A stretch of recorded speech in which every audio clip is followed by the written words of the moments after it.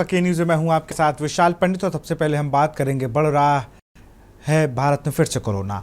देश में कोरोना के मामलों में एक बार फिर से बढ़ोतरी देखी जा रही है। देश में कोविड-19 के एक्टिव केसों की संख्या 1200 से ज़्यादा पहुंच चुकी है। इनमें सबसे ज़्यादा मामले केरल में दर्ज किए गए हैं। इस राज्य में कोरोना के 430 मामले सामने आ चुके हैं।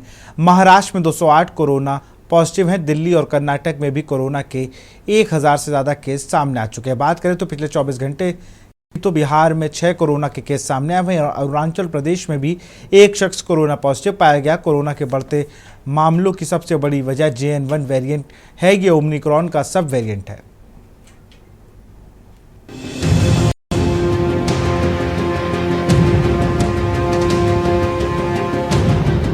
देश भर में कोरोना एक बार फिर से लौटता दिख रहा है। एक हफ्ते में मामले 3 गुना बढ़ चुके हैं। उत्तर प्रदेश में भी नए वेरिएंट JN.1 को लेकर चिंता बढ़ना लाजमी है, क्योंकि यहाँ भी पॉजिटिव मरीजों के बढ़ने का सिलसिला शुरू है। देश की राजधानी से सटे नोएडा में मंगलवार को 5 नए पॉजिटिव पाए गए। सबसे बड़ा सवाल ये है कि क्या नया वेरिएंट पहले ली जा चुकी वैक्सीन की डोज से बनी प्रतिरोधक क्षमता को चकमा दे सकता है। यूपी के अस्पतालों की तैयारियों की बात करें तो कहीं ऑक्सीजन प्लांट बंद है तो कहीं कहीं स्टाफ की कमी भी सामने आ रही है। ग्राउंड रिपोर्ट में सामने आया कि कोविड वार्ड या तो बंद है या वार्ड संचालित करने की खानापूर्ति की जा रही है, क्योंकि उपकरण खराब पड़े हैं या फिर इनके उपयोग के लिए दक्षता प्राप्त स्टाफ का अभाव है। हाँ, थोड़ा बहुत है, जैसे कि डॉक्टर लोग लगाए हैं थोड़ा और जनता लोग कम लगाए हैं। क्या लगता है कि कोविड के केस अगर बढ़ेंगे तो इस तरह जिस तरह लोग परवाह है उससे नुकसान होगा? हाँ, हो सकता है, कोई कुछ है नहीं, थोड़ा बहुत ऐसे टहल रहे हैं सब लोग। यहाँ पे जो मास्क लोग नहीं लगाए इससे संक्रमण बढ़ सकता है और यहाँ पे प्रभावित लोग संपर्क में आ सकते हैं, जनता लोग परेशान हो सकता है। कोविड को लेकर के आप अस्पताल आए हैं, कैसी सुविधाएं हैं, क्या लग रहा है? कोविड एक बहुत बड़ी भयंकर बीमारी पिछली बार जैसे रही टांडो मचाया है, इस बार भी उम्मीद है कि टांडो ना मचाए तो ज़्यादा बेहतर है। लेकिन इसके लिए हम सभी को प्रिकॉशन फॉलो करने चाहिए, मास्क का इस्तेमाल करना चाहिए और सोशल डिस्टेंसिंग का मेंटेन रखना चाहिए। लेकिन अभी मैं सरकारी अस्पताल में मौजूद हूँ जहाँ पर ना डॉक्टर्स दिखाई पड़ रहे हैं मुझे ठीक ठाक लगाए हुए, ना लोगों को किसी प्रकार का सुझाव दिया जा रहा है कि मास्क का इस्तेमाल करके समस्या बनेगी तो सबसे बड़ी जनहानि का एक मुख्य कारण बनेगी भविष्य में। क्या देश फिर से कोविड संक्रमण की उसी डरावनी राह पर लौट रहा है जहां पिछली बार प्रवासियों से लेकर अपने शहर, गांव और घरों में रहने वालों को तमाम दुश्वारियों से दो चार होते हुए अपनों को जान गंवाते देखना पड़ा था। कल की डेट में जो हमारे पास कोविड के केस थे 10 थे जी, और अभी पोर्टल खुला है तो मैडम ने बताया कि टोटल आज की डेट में 15 केस हो गए हैं जी। तो सर पूरे जनपद में कुल कितने एक्टिव केस हैं? ये जो एक्टिव केस की बात कर रहे हैं 15 केस, ये टोटल एक्टिव ही है। सर इनकी हिस्ट्री क्या है? इनके जो सिम्टम आ रहे हैं अभी केवल कोई स्पेशल सिम्टम नहीं है, जो कॉमन कोल्ड के सिम्टम होते हैं वो ही है। तो सर इनमें से किसी को हॉस्पिटल में एडमिट कराने की जरूरत पड़ी है? सब होम आइसोलेशन पे? अभी होम आइसोलेशन पे ही है ना जी। इसमें से जो पहला पेशेंट जो मैंने क्या कहते हैं जो स्टार्टिंग में आया था तो उसकी हिस्ट्री ली थी तो वो ये आपके उज्जैन में थे। कोरोना के बढ़ते जा रहे आंकड़े दहशत पैदा करने वाले हैं। एक हफ्ते में 3 गुना बढ़ गए हैं। यूपी में भी JN.1 के मामले तेजी से बढ़ रहे हैं। क्या हमारी तैयारियां बढ़ते हुए हमलों को देखते हुए पर्याप्त हैं? सवाल ये है, क्या हमारी तैयारियां पूरी हैं या फिर कहीं ये कमजोर साबित हो सकती हैं? अहम बात ये है कि क्या फिर से लॉकडाउन जैसी स्थिति बन सकती है?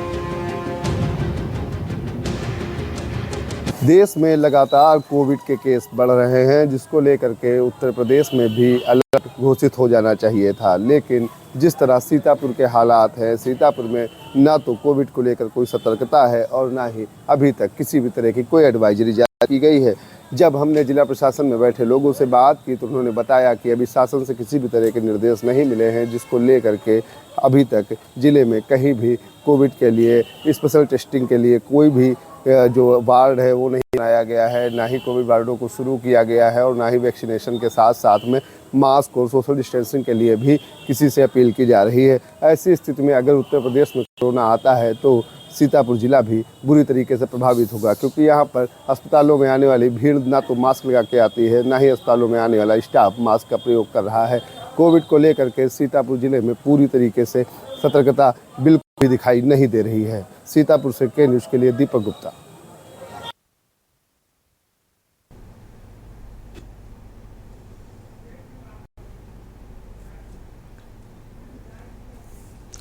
और इसी खबर पर हमारे साथ अधिक जानकारी के साथ अखिलेश सिंह जुड़ चुके हैं लाइव दिल्ली से। अखिलेश, अगर बात की जाए तो कई राज्यों में तेजी से कोरोना बढ़ रहा है और लगातार सरकार की अगर हम बात करें तो उसने भी जो पिछली बार इस वेरिएंट को हम समझ नहीं पा रहे थे जब हम कोविड के दौर को याद करें, लेकिन इस बार पूरी तैयारियां कर ली गई हैं। देखिए, कोरोना का जो इस बार वेरिएंट आया है और कोरोना से जिस तरह से आम आदमी के अंदर चिंता बढ़ी है और परेशानी लोगों के अंदर बढ़ी है, उससे कह सकते हैं कि कोरोना की स्थिति जिस तरह से सब जगह रिपोर्ट की जा रही है और जांच में कोरोना पॉजिटिव टेस्ट आ रहे हैं, उसके बाद कह सकते हैं एम्स के तरफ से पूर्व डायरेक्टर थे रणदीप गुलेरिया, जो पहले कोरोना फर्स्ट टाइम आया था उस समय एम्स के डायरेक्टर हुआ करते थे रणदीप गुलेरिया। डॉक्टर रणदीप गुलेरिया की तरफ से आज साफ तौर पर कहा गया कि इस बार कोरोना का जो वेरिएंट आया है वो JN.1 है और ये खतरनाक है लेकिन उतना नुकसानदायक नहीं। इसकी जो उन्होंने खास बातें बताई हैं कि JN.1 वेरिएंट है, उस वेरिएंट के अंदर कोविड में किस तरह से एक व्यक्ति से दूसरे व्यक्ति में लगातार परिवर्तित होता है और उसमें एक व्यक्ति से दूसरे व्यक्ति में बदलने की जो क्षमता है वो बहुत तेजी के साथ बदलता है। हालांकि उतनी तरह से खतरनाक उन्होंने कहा कि नहीं है, चिंताजनक उतना नहीं है, लेकिन इस वेरिएंट को फर्स्ट टाइम 2023 में रिपोर्ट किया गया था, लेकिन उसमें बेहद कम था और कम लोगों में पाया जा रहा था। लेकिन इस बार की जो रिपोर्ट आ रही है, जितना भी कोरोना पॉजिटिव टेस्ट आ रहे हैं उन सभी टेस्ट में ये देखा गया है JN.V कोरोना वेरिएंट है, ये सबसे खतरनाक के तौर पर साबित हो रहा है और ये बहुत तेजी के साथ रेप्लिकेट होता है एक इंसान दूसरा। और ये बिल्कुल अखिलेश, आप बने रहिए हमारे साथ कौशलेंद्र भी जुड़े हुए हैं लखनऊ से। कौशलेंद्र, आगरा में एक मौत हुई है, अगर हम बात करें कोविड से, 75 वर्षीय वृद्ध की मौत होती है एसएन मेडिकल कॉलेज में। BHU के एक डॉक्टर कोविड पॉजिटिव पाए जाते हैं, उसको लेकर लगातार एडवाइजरीज जारी हो रही हैं, सतर्क कर दिया गया है स्वास्थ्य विभाग से सभी को। कौशलेंद्र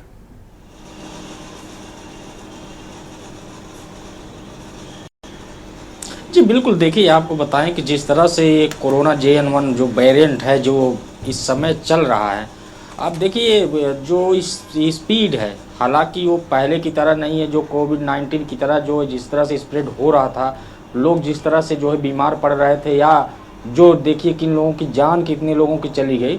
इसमें देखिए सबसे बड़ी समस्या जो है अगर है तो बुजुर्गों के साथ है, और वो भी खास करके जिनकी दवाएं चल रही हैं ऑलरेडी, जो पेशेंट हैं जिनके हार्ट से संबंधित हो या लीवर से संबंधित हो, किडनी से संबंधित हो या शुगर जिनको है, उनके लिए समस्या है।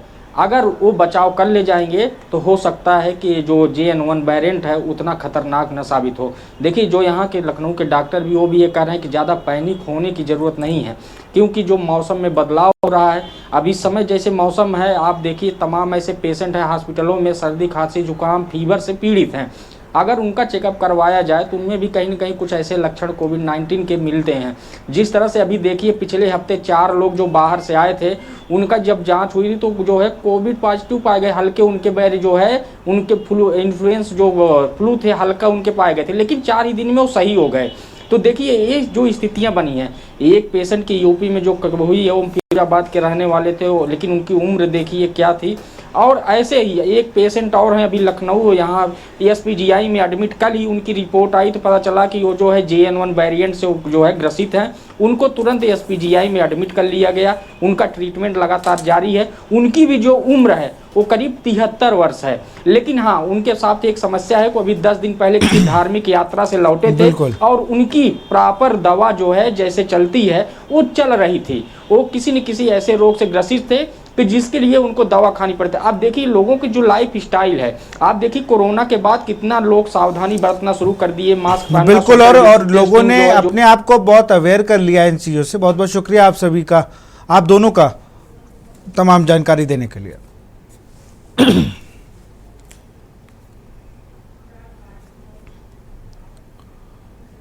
अब बात करेंगे PM का दौरा, CM ने परखी तैयारी। उत्तर प्रदेश के मुख्यमंत्री योगी आदित्यनाथ ने बुधवार को प्रधानमंत्री नरेंद्र मोदी के 30 मई को शहर के दौरे से पहले कानपुर में तैयारियों का निरीक्षण किया गया है। मुख्यमंत्री ने कार्यक्रम को सुचारू संचालन के लिए तैयारियों की समीक्षा की और अधिकारियों को सभी विभागों के बीच कड़ी सुरक्षा और उचित समन्वय बनाए रखने के निर्देश दिए। अधिकारियों ने उन्हें पीएम के दौरे के लिए की गई रसद और सुरक्षा व्यवस्था के बारे में जानकारी दी। प्रधानमंत्री नरेंद्र मोदी 30 मई को कानपुर नगर पहुंचेंगे और लगभग 29,900 करोड़ रुपए की विकास परियोजनाओं का शिलान्यास और उद्घाटन करेंगे। प्रमुख परियोजनाओं में 2,120 करोड़ रुपए से अधिक की लागत से विकसित कानपुर मेट्रो परियोजनाओं के चुन्नी कैंट से कानपुर सेंट्रल मेट्रो स्टेशन खंड का उद्घाटन में शामिल होंगे। शहरी गतिशीलता में सुधार लाने के उद्देश्य से इस कॉरिडोर में 14 स्टेशन शामिल हैं। मुख्यमंत्री ने सीएसए विश्वविद्यालय मैदान में प्रस्तावित जनसभा स्थल का स्थलीय निरीक्षण किया और अधिकारियों को निर्देश दिए कि पेयजल, स्वच्छता, यूरिनल, ट्रैफिक कंट्रोल और पार्किंग जैसी व्यवस्थाओं को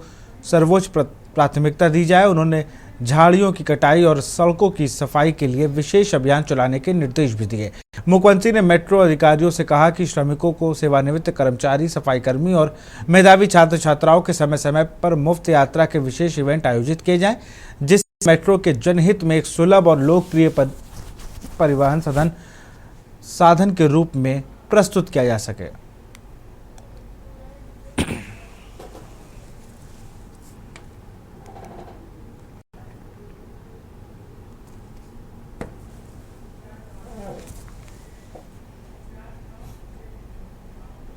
और अब बात करेंगे पंजाब पंचायत चुनाव एनडीए के लिए चुनौती। विधानसभा चुनाव 2027 से पहले भाजपा के सामने पंचायत चुनाव की चुनौती बड़ी होने जा रही है। राष्ट्रीय जनतांत्रिक गठबंधन में छोटे दलों ने बड़े दांव चल उसकी मुश्किलें बढ़ा दी हैं। त्रिस्तरीय पंचायत चुनाव में एनडीए के घटक दल अकेले दम पर उतरने की घोषणा कर रहे हैं। निषाद पार्टी और सुभाषपा ने अपने अलग प्रत्याशी उतारने की बात साफ कर दी है। इससे पहले अपना दल एस भी अकेले चुनाव में उतरने का संकेत दे चुका है। तीनों ने गठबंधन बरकरार रहने की सफाई तो दी है, परंतु अलग अलग लड़ने से बिखराव का सीधा संदेश जाएगा। इससे पंचायत चुनाव में तो नुकसान भी हो सकता है। उत्तर प्रदेश में जब से त्रिस्तरीय पंचायत चुनाव की सुगबुगाहट है, तब से भारतीय जनता पार्टी के साथ जो घटक दल हैं वो आंख दिखाना शुरू कर दिए हैं।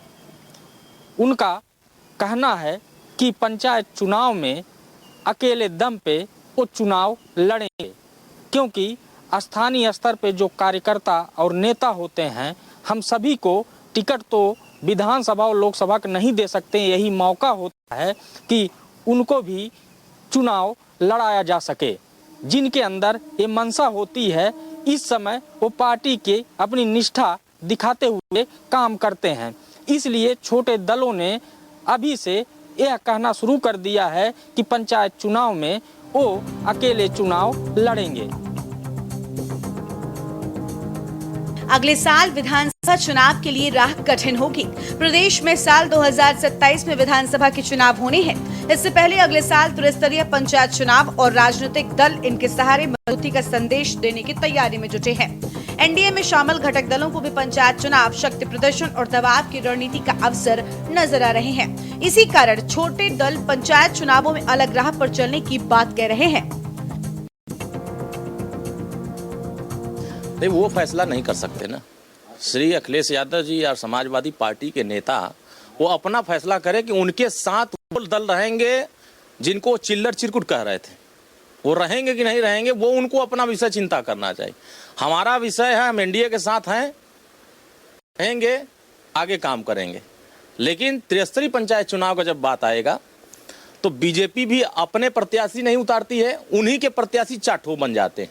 वो जिले के संगठन का चुनाव होता है, स्थानीय कार्यकर्ताओं को चुनाव होता है, और हम स्थानीय कार्यकर्ताओं को विधायक का टिकट नहीं दे पाते हैं, सांसद का टिकट नहीं दे पाते हैं। लेकिन त्रिस्तरीय पंचायत चुनाव में हम उनको भूमिका अदा करने के लिए, उनकी भागीदारी दिलाने के लिए हम उनको त्रिस्तरीय में मौका दे देते हैं। बड़ी संख्या में हम पिछले चुनाव में 150 सीटें जिला पंचायत की जीते थे, 1250 हम प्रधान बनाए थे, 1800 जिला बीडीसी बनाए थे, और 250 सीटें हम 40 वोट से लेकर के 450 के बीच में हार गए थे। हमारा लक्ष्य है कि आगे आगामी त्रिस्तरीय पंचायत चुनाव में हर जिले में हमारे ज़्यादा से ज़्यादा जिला पंचायत सदस्य बने, बीडीसी बने, प्रधान बने, हमारे ब्लॉक प्रमुख बने, हमारे अध्यक्ष बने। हम अपनी पार्टी का अध्यक्ष बनाने के लिए 5 जनपदों में काम बहुत मजबूती से कर रहे हैं, और 5 जिला पंचायत अध्यक्ष हम एनडीए गठबंधन बनाएंगे। पिछले दिनों अपना दल एस के राष्ट्रीय अध्यक्ष अनुप्रिया पटेल ने कहा था कि पंचायत चुनाव में गठबंधन को लेकर कोई बातचीत नहीं हुई है। केंद्र सरकार में मंत्री अनुप्रिया पटेल प्रदेश के हर दौरे पर अपनी पार्टी के नेताओं के साथ अलग बैठक कर संगठन को प्रदेश में मजबूती दे रही हैं। इस समाजवादी पार्टी ने एनडीए पर तंज कसते हुए कहा कि बीजेपी के अंदर खाने में गड़बड़ हो रहा है, सहयोगियों को दबा के रखना चाहती है। देखिए, ये उनके अंदर इंटरनल एक मामला है, हो सकता है आपस में बड़ा असंतोष है, हर कोई एक दूसरे की कुर्सी खींच रहा है। प्रधानमंत्री जी उत्तर प्रदेश के चीफ मिनिस्टर साहब को हटाना चाहते हैं। उत्तर प्रदेश के चीफ मिनिस्टर साहब इस तरह की कवायद कर रहे हैं कि प्रधानमंत्री जी हट जाए। उत्तर प्रदेश के डीसीएम ये प्रयास कर रहे हैं, मतलब डीसीएम मतलब डिप्टी चीफ मिनिस्टर, ये प्रयास कर रहे हैं, दोनों चीफ मिनिस्टर, दोनों डीसीएम में प्रयास कर रहे हैं कि उत्तर प्रदेश के चीफ मिनिस्टर हट जाए और हमारा चीफ मिनिस्टर में नाम आ जाए। तो हर कोई आपस में खींचतान कर रहा है। और घटक दल की तो बात ही क्या कहना है। घटक दल तो इसलिए ये सब कवायद कर रहा है कि उनकी भी क्या कहते हैं उपलब्धता, या ये कह लीजिए कि जो वो अपना दबाव बनाए रखना चाहते हैं पार्टी के अंदर, सरकार के अंदर, वो इसलिए ये बातें कर रहे हैं। और हमसे कोई मतलब नहीं। समाजवादी पार्टी अकेले लड़ेगी त्रिस्तरीय चुनाव में बहुत भारी मतों से। निषाद पार्टी के अध्यक्ष संजय निषाद ने पिछले दिनों पूर्वांचल में एक कार्यक्रम में खुद को प्रदेश की चौथी राजनीतिक शक्ति बताते हुए कहा कि उनकी पार्टी पंचायत चुनाव में निषाद बहुल क्षेत्रों में जिला पंचायत और क्षेत्र पंचायत सदस्यों के पदों पर प्रत्याशी लड़ाएगी। उनको समाज का प्रतिनिधित्व सुनिश्चित करने का अधिकार है। जिला पंचायत अध्यक्ष और ब्लॉक प्रमुख पद के लिए वो भाजपा को समर्थन देंगे।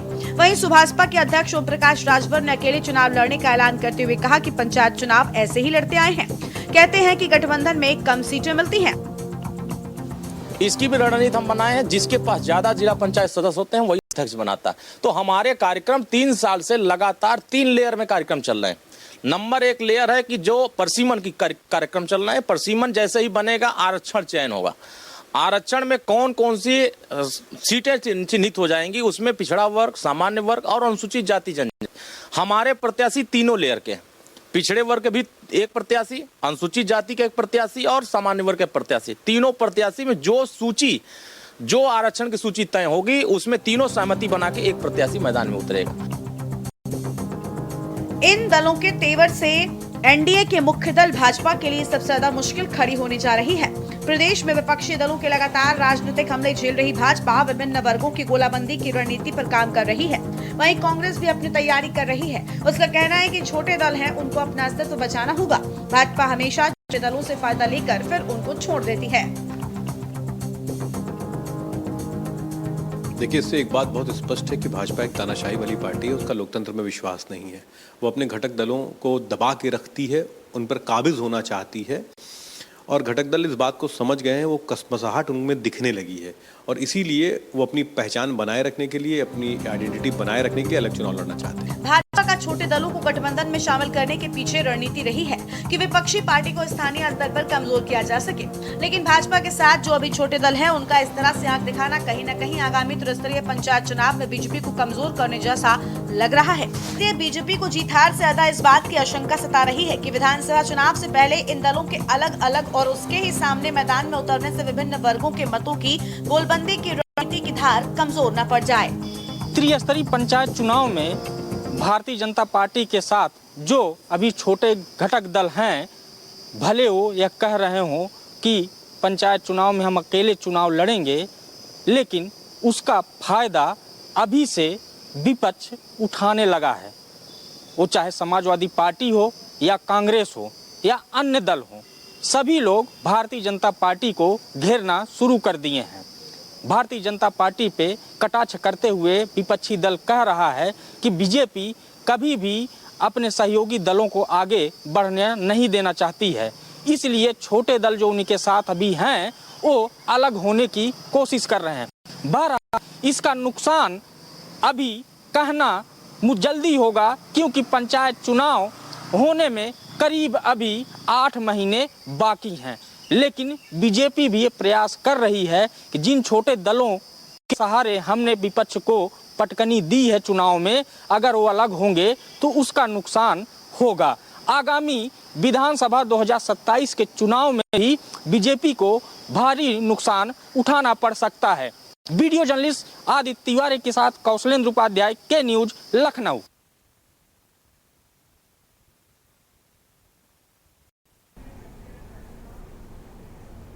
बात करेंगे बस में बच्चे से साफ कराया टॉयलेट, लेकिन एक छोटे से ब्रेक के बाद आपका स्वागत है। खबर कानपुर से है। एसी बस के ड्राइवर और कंडक्टर ने 12 साल के बच्चे से टॉयलेट साफ कराया।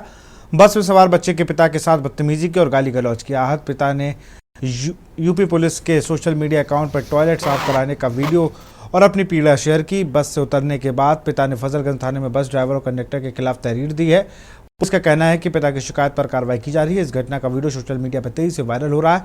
यूजर्स ऐसा अमानवीय काम कराने वाले आरोपियों पर सख्त कार्रवाई की मांग कर रहे हैं। जानकारी के मुताबिक काकाजो थाना क्षेत्र के शास्त्री नगर निवासी राघवेंद्र मिश्रा अपने परिवार के साथ हरिद्वार गए थे। सोमवार को परिवार के साथ फजलगंज डिपो की शताब्दी ट्रेवल्स बस ने कानपुर वापस लौट रहे थे। राघवेंद्र ने बताया कि कानपुर लौटते समय रास्ते में उनके 12 साल के बेटे का अचानक पेट खराब हो गया। ऐसे में बच्चा बस में बने टॉयलेट में चला गया।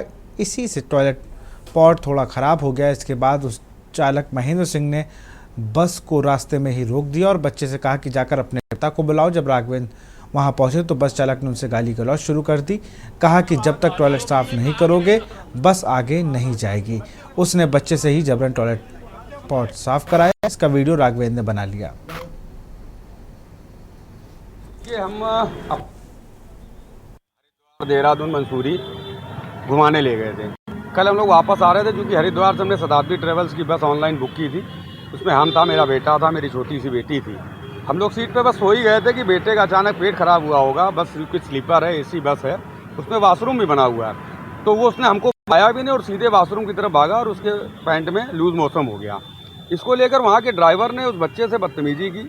वाशरूम का दरवाज़ा खोल के उसको बाहर निकाला। उससे असभ्य होते हुए बोला कि जा अपने बाप को बुला के ला। इस तरह की भाषा का प्रयोग किया। जब उसने आके रोते हुए मुझे जगाया है, जब मैं जाके मैं बात कर रहा हूँ, हमने भाई कैसे बात कर रहे हो, बोल रहे आपके बच्चे ने वाशरूम में बाथरूम किए। तो हमने कहा भैया हम इतनी महंगी टिकट क्यों खरीद रहे हैं? हम टिकट भी इसीलिए खरीद रहे हैं कि हमें सारी सुविधाएं चाहिए। बच्चे छोटे हैं, अगर उससे कोई गलती हो गई तो आगे कहीं रोक लो, जो पैसा लगेगा उसको साफ करा लो।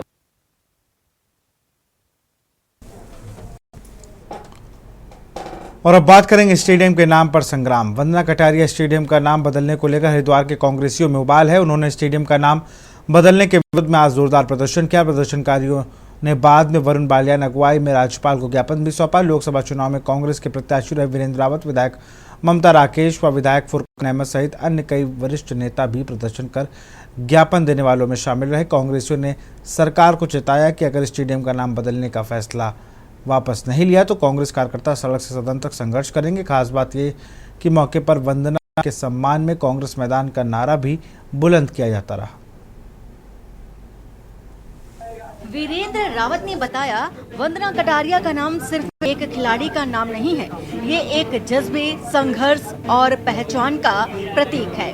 वो लड़की जिसने अंतर्राष्ट्रीय स्तर पर देश का नाम रोशन किया, आज उसके नाम को मिटाने की कोशिश की जा रही है। ये हरिद्वार की अस्मिता पर चोट है। अगर सरकार ने अपना फैसला वापस नहीं लिया तो हम बिल्कुल भी चुप नहीं बैठेंगे। जन आंदोलन होगा और हम इसे हर हाल में रोकेंगे। पिछले कई दिनों से कांग्रेस पार्टी के नेतृत्व में सर्व समाज स्टेडियम के बाहर धरने पर बैठा हुआ। आज हमने महापंचायत बुलाई और हम लोग कांग्रेस के नेतृत्व में यहाँ पर आए और सभी हमारे विधायक मौजूद रहे, सभी कांग्रेस जन यहाँ पर मौजूद रहे। सबने जो है एडीएम साहब को ज्ञापन देने का काम किया कि स्टेडियम का नाम बदला गया तो कांग्रेस जो है सरकार की ईंट से ईंट बजाने का काम करेगी। सदन से लेकर सड़क तक हम संघर्ष करने का काम करेंगे। अब आप देखिए, धाकर धामी जी को 3 साल बरस हो गए, न तो युवाओं को न्याय दे पाए हैं। अब तक 85,000 पद जो है राज्य सरकार में खाली पड़े हैं, जो भरने का काम राज्य सरकार नहीं कर पा रही है और महिलाओं को भी न्याय नहीं दे पा रही है। चाहे सांतर शाह का केस हो, चाहे अंकिता भंडारी का केस हो, चाहे नैनीताल का केस हो, ऐसे कई केस हैं जिनमें भाजपा के ही लोग लिप्त रहे। अध्यादेश कहाँ है? उन्होंने तो सिर्फ उखाड़ बिंदुओं से कहा है, मुंह से कहा है, मुंह से कई बात। अब आप मोदी जी ने 15 लाख की बात कही, आपके खाते में आए? नहीं आए ना। ममता राकेश ने बताया कि ये कोई मामूली नाम नहीं है, ये बेटियों के हौसले, मेहनत और आत्मसम्मान से जुड़ा मामला है। वंदना कटारिया ने पूरे देश को गौरव दिलाया। आज उसी की पहचान को मिटाने की बात की जा रही है। सरकार को चेतावनी देते हैं और इस फैसले को जल्द से जल्द बदला जाए। अगर ऐसा नहीं हुआ तो हम महिलाएं और जन सामान्य मिलकर सड़कों पर उतरेंगे। आंदोलन होगा और सरकार को झुकना पड़ेगा। और वंदना कटारिया हरिद्वार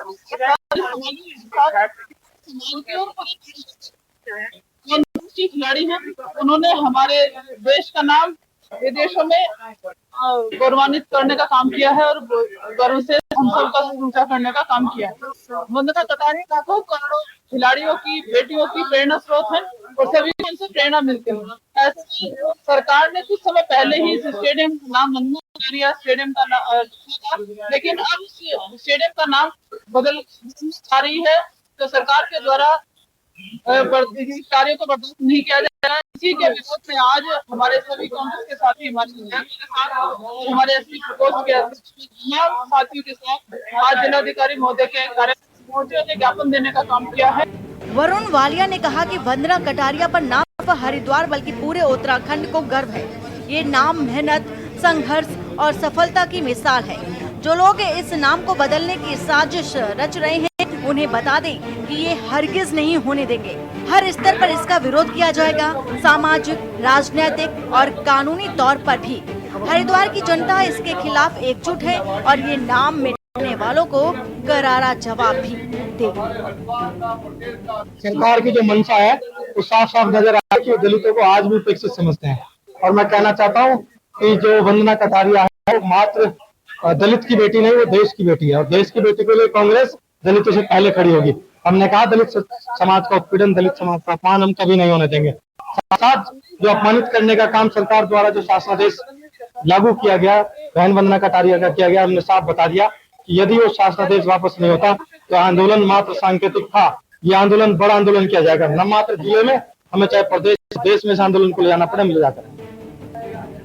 ज्ञापन सौंपते वक्त कांग्रेस नेताओं ने साफ कहा कि वंदना कटारिया उत्तराखंड की शान है। उनके नाम पर बने स्टेडियम से छेड़छाड़ बर्दाश्त नहीं की जाएगी। हरिद्वार से मनोज कश्यप की रिपोर्ट। फिलहाल खबरों में इतना ही। देखते रहिए न्यूज़ इंडिया। नमस्कार।